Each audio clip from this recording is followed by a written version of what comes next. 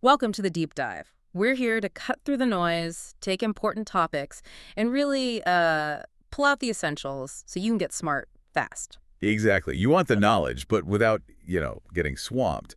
We aim for clarity, structure, stuff that actually sticks. So today we've got the DRI International Glossary for Resilience, and our mission really is to act as your instructors. Right. We're going to unpack some key terms from this glossary. Specifically, we're looking at clauses F through P, taking them one by one. In order just as they appear. Yeah. Because clear definitions, well, they're crucial, aren't they? Especially when things might get disrupted. Absolutely.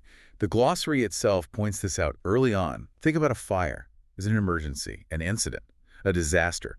The word you use matters for the response. Different meanings, different actions needed. It really highlights why we need this shared language. Precisely. So let's dive in. Clause F, facility. Okay, facility. The definition from DRI and BCI is, let's see, plant, machinery, equipment, property, buildings, vehicles, information systems, transportation facilities, and other items of infrastructure or plant and related systems that have a distinct and quantifiable function or service.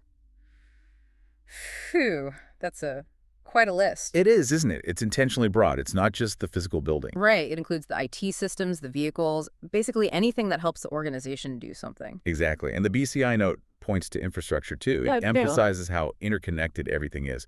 You could have a great building, but if your IT goes down... Your facility isn't really functioning, is it? Even if the lights are on. Precisely. So resilience planning has to cover all of that, the whole ecosystem. Got it. Okay, moving on. Clause G, failover. Right. Failover. This definition comes from CNSSI 4009. It says failover is the capability to switch over automatically, typically without human intervention or warning, to a redundant or standby information system upon the failure or abnormal termination of the previously active system. Okay, the key word there seems to be automatically. Absolutely. It's not someone noticing a problem and then, flipping a switch. It's the system itself recognizing the failure and just switching to the backup. That's the idea, like a backup generator kicking in instantly when the power cuts out. You might not even notice the blip. Ah, okay. So the goal is seamless continuity, minimal disruption. Exactly. Think about online retail during a big sale. Downtime is lost money, lost customers. Automatic failover is critical there. Makes sense. Less manual work during a crisis means a faster, probably smoother recovery. All right, next is H, failure. For failure, we look at ITIL. They define it as loss of ability to operate to specification or to deliver the required output. And they add, the term failure may be used when referring to IT services, processes, activities, configuration items, etc. A failure often causes an incident. Okay, so again, broader than just tech breaking. A process not working right is also a failure. Yes, exactly. It could be a team unable to perform its job, a key process stalling. Yeah. It's about not meeting the intended purpose or specification. That really widens the scope for resilience planning, doesn't it? It's not just about keeping servers running. It really does. And notice that last part. A failure often causes an incident. It highlights that domino effect. A small failure can cascade. Right. One thing breaks and it triggers a bigger issue. That link is important. Okay. Clause no. First responder. This one's pretty straightforward, defined by BCI and DRJ. A member of an emergency service who is first on the scene at a disruptive incident. This would normally be police, fire, or ambulance personnel. So the professionals who arrive first in an emergency, police, fire, ambulance? Exactly. They're the initial contact point, providing that immediate aid and assessment. Their actions are often critical in those first few minutes. Makes total sense. Their role is vital. Okay, next up, Clause J, function. ITIL gives this one two meanings. It does. The first meaning is a team or group of people and the tools they use to carry out one or more processes or activities, for example, the service desk. So a function can be a team, like the IT help desk or maybe the accounting department. Correct. But then there's the second meaning, an intended purpose of a configuration item, person, team, process, or IT service. They give examples like an email services function is to store and forward mail. Ah, okay. So function as a team and function as a purpose or task. Exactly. The email service has a function, sending mail, and the IT team is a function, managing services. So when planning, you need to think about both. If the team function is disrupted, how do you maintain the task function? Precisely. Can someone else do it? Is there an automated backup for the task? It adds layers to think about. Definitely more nuanced. Okay, we're skipping K, moving to L, gap analysis. Right, gap analysis. The FFIEC definition is nice and concise, a comparison that identifies the difference between actual and desired outcomes. Simple enough. Look at where you are, look at where you want to be, and figure out well, the gap. Exactly. It's fundamental to improvement. In resilience, you'd compare your current preparedness with your target level of resilience. And that tells you where you need to focus your efforts, where the weaknesses are. Precisely. It helps prioritize resources to bridge those gaps, a really crucial step. Like drawing a map from point A to point B and seeing what roads you need to build. Okay, Clause M, geographic dispersion. This definition from FCD1 is the distribution of personnel, functions, facilities, and other resources in physically different locations from one another. So, spreading things out. Don't keep all your important people or systems in one place. That's the core idea. If you have everything in one building and there's a flood or a fire, You're in big trouble. But if things are spread out, one event is less likely to take everything down. right, it mitigates the impact of localized disasters.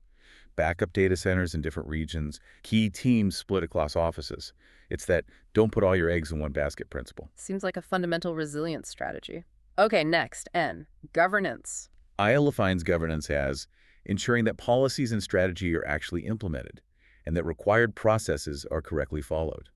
It also includes defining roles and responsibilities, measuring and reporting, and taking actions to resolve any issues identified. So this is about making sure the plans actually happen, right? Not just sitting on a shelf. It's about oversight and accountability. Exactly. It's the framework for directing and controlling resilience efforts.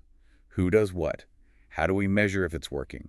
What happens if it's not? Without good governance, the best plans might just fizzle out. They certainly can. Execution and follow-through are key, and that's what governance aims to ensure. Got it. The structure that makes resilience work in practice, that leads us nicely into O, governance, risk and compliance, or GRC. Yes, GRC. The BCIDRJ definition calls it the umbrella term covering an organization's approach across these three areas. It notes they're closely related, and integrating them helps avoid conflicts, wasteful overlaps, and gaps. So bringing together how you manage things, governance, what might go wrong, risk, and the rules you follow, compliance. Precisely. It recognizes these aren't totally separate things. They influence each other. So the idea is to manage them in a more coordinated way. Makes sense. Instead of three different teams potentially duplicating effort or, worse, working against each other. Right. Typical GRC activities include things like corporate governance, enterprise risk management, ERM, and ensuring compliance with laws and regulations. It's about a holistic view. Breaking down those silos for a more unified approach. Okay, last one for this deep dive, Clause P, hacker. And for hacker, CNSSI 409 gives a clear definition. Unauthorized user who attempts to or gains access to an information system. Simple, direct. Someone trying to break into computer systems they shouldn't be in. A constant concern these days. Absolutely. And a huge aspect of resilience now involves cybersecurity. Protecting against hackers is vital for keeping systems running and data safe. So we've gone from physical facilities right through to cyber threats with these terms. We have. And hopefully, understanding these specific definitions from the DRI glossary gives you a stronger foundation. Being well-informed starts with clear language. Yeah, these terms really are the building blocks, aren't they? Facility, failover, failure, first responder, function, gap analysis, geographic dispersion, governance, GRC, and hacker. Knowing what they specifically mean is key. It allows for much clearer communication and, ultimately, more effective action, especially when facing a disruption. If everyone's on the same page with the terminology. The response is likely to be much smoother and more coordinated. It avoids confusion in stressful situations. Exactly. So as you listen, think about your own context. How do these terms play out in your world? Where could a shared understanding of, say, failure or governance be improved? It's definitely food for thought and maybe leads to a final question for you to ponder. We've seen how even seemingly simple terms like facility or function have quite specific and important meanings in resilience. So what other concepts in your own field might seem obvious on the surface, but where a really precise shared understanding is actually critical, yet maybe isn't always there? Something to think about. Where might those hidden assumptions about meaning be lurking?